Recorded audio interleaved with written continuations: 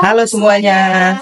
Kami mahasiswa Fakultas Ekonomi dan Bisnis Universitas Negeri Jakarta Angkatan 2024. Oke, di video kali ini kita akan membahas atau mereview film Hitchki dari India yang sangat inspiratif sekali dan akan kita kaitkan dengan mata kuliah wawasan pendidikan yang diampu oleh Dr. Andasa Mukhtarchan, MPD, dari Fakultas Bahasa dan Seni, Program Studi Bahasa dan Sastra Indonesia.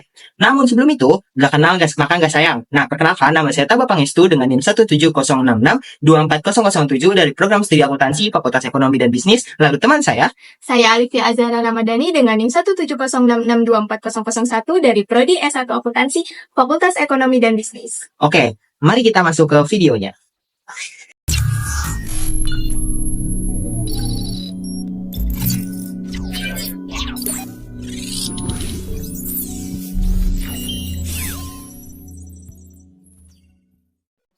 Nah, jadi kita akan mereview film Hitchki dari India yang tentunya sangat inspiratif banget.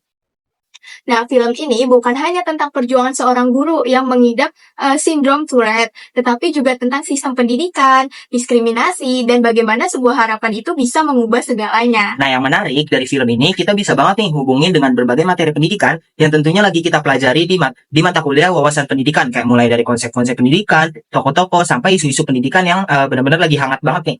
Nah, dalam video ini kita akan mengaitkannya pada 3 aspek utama, yaitu yang pertama ada peran guru, yang kedua kepemimpinan kepala sekolah, yang ketiga peran sivitas akademika dan tenaga kependidikan. Nah, langsung aja kita masuk ke aspek yang pertama. Oke, masuk ke aspek yang pertama yaitu aspek peran guru. Di sini tokoh utamanya adalah Naina Mathur. Naina Mathur merupakan sosok guru yang mengidap penyakit Tourette Syndrome. Tourette Syndrome itu apa? Tourette Syndrome itu adalah sebuah sindrom atau penyakit yang dimana membuat pengidapnya itu kerap kali secara spontan mengeluarkan suara-suara aneh. Tapi itu tidak menghalanginya untuk mengajar dan juga mendidik anak-anak dari kelas 9S. Dalam materi 1 kita kaitkan yaitu dengan konsep manusia pendidikan, karakter pendidik. Nah, kita belajar bahwa manusia adalah makhluk yang unik. Setiap individu pastinya punya potensi dan peran guru adalah memanusiakan peserta didik. Nah, ini melihat murid-muridnya itu bukan hanya dari nilai atau latar belakang, tetapi dia melihat dari potensi dan semangatnya murid-murid yang dia ajarkan. Oke, nah ini juga nyambung banget ke materi yang kedua yang udah kita pelajari, yaitu materi mengenai tujuan, fungsi, dan urgensi pendidikan.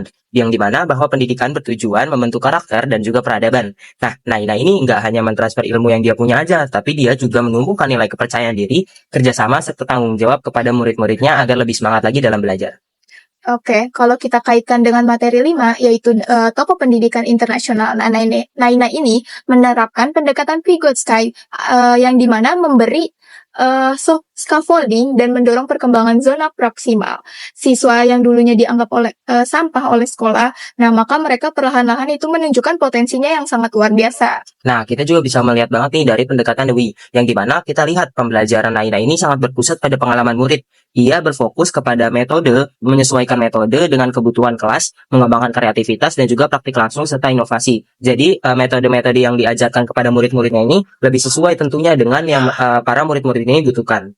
Bahkan ia mencerminkan nilai-nilai Ki Hajar Dewantara yang dimana dalam materi 4 ini yaitu tokoh pendidikan nasional. Jadi Naina ini memberi teladan serta membimbing dari depan dan mendukung dari belakang juga. Jadi nilai Tuturiandayani itu selalu hidup dalam caranya membina anak-anak kelas 9E. Nah, nggak hanya itu aja, kita juga bisa melihat dari materi ke-9 tentang isu-isu pendidikan yang terkini. Nah, si Naina ini mengimplementasikan pendidikan inklusif dan juga pendidikan dari abad 21, yang dimana guru-guru ini dituntut untuk adaptif, kreatif, serta kolaboratif. Nah, si Naina ini tentunya mewakili banget nih pendidik masa depan yang berpihak banget sama murid-muridnya.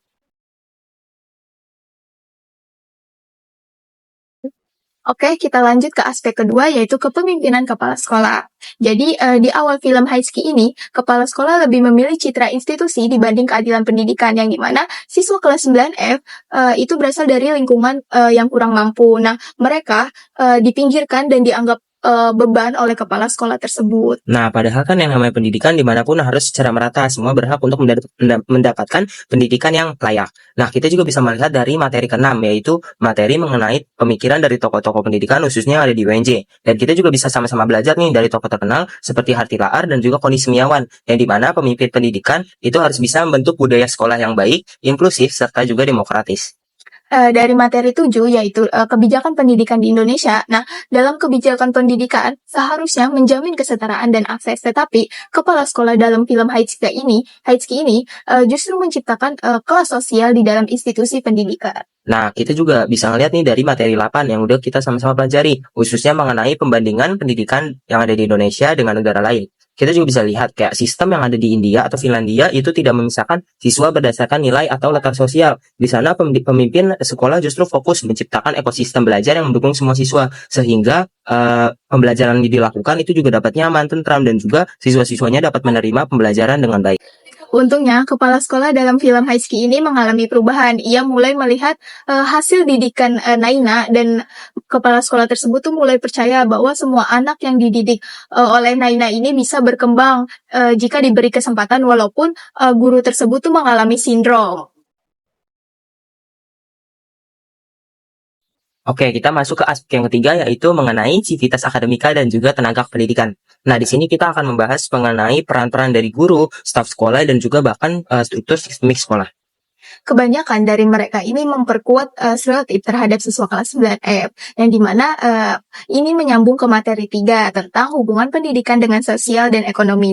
Nah, sistem pendidikan yang sering mencerminkan ketimpangan yang ada pada masyarakat. Nah, kita bisa melihat dari materi 10 juga nih mengenai pendidikan multikultural, yang dimana pendidikan ini seharusnya membentuk lingkungan yang menerima perbedaan atau toleransi. Tapi kenyataannya, anak-anak dari kelompok minoritas sering mengalami diskriminasi, khususnya yang kita lihat di film Hitchcock yang terjadi pada kelas 9F yang dididik oleh Naina Matur. Permasalahan pendidikan di Indonesia ini juga bagian dari materi 11, yaitu masalah pemerataan dan keadilan pendidikan, yang dimana siswa kelas 9F tidak hanya miskin secara ekonomi, tetapi juga miskin pada kesempatannya karena stigma yang terus melekat pada diri mereka. Nah, yang menarik, solusi dari masalah ini tuh dihadirkan atau datang bukan dari sistem, melainkan dari keberanian satu guru yang untuk berbeda. Nah, kita bisa lihat perbedaan ini dari Naina Matur itu sendiri sebagai tokoh utama. Nah, ini sesuai banget nih sama materi ke-12 mengenai solusi inovatif dari permasalahan pendidikan. Bahwa solusi inovatif itu bisa lahir dari ketulusan, pendekatan, personal, dan juga kolaborasi. Jadi di sini Naina Matur ini benar-benar mencerminkan guru yang adaptif, serta dia juga tetap menjadi guru yang baik walaupun dengan kekurangan yang dimiliki, yaitu Tourette Syndrome. Oke, jadi film Haiki ini bukan sekadar film motivasi, tetapi film ini adalah refleksi nyata tentang sistem pendidikan yang masih diskriminatif. Nah, ini juga film Haiki ini juga tentang kekuatan guru untuk menentang itu semua. Nah, film ini juga menghidupkan kayak semua materi pendidikan yang kita pelajari di mata kuliah wawasan pendidikan, mulai dari teori klasik, tokoh nasional internasional, sampai kayak masalah-masalah dan harapan pendidikan yang sampai saat ini masih kita harapin semua nih buat pemerataan pendidikan. Dan kalau satu guru aja itu bisa mengubah puluhan siswa, bayangkan jika setiap pendidik punya semangat yang sama, pastinya kan mereka akan mengubah semua isu-isu negatif yang telah dikatakan. Nah, juga semoga kita juga bisa menjadi agen perubahan dalam dunia pendidikan. Terima kasih buat yang udah menonton. Semoga video kita bermanfaat bagi kalian semua. Kami pamit. Dadah!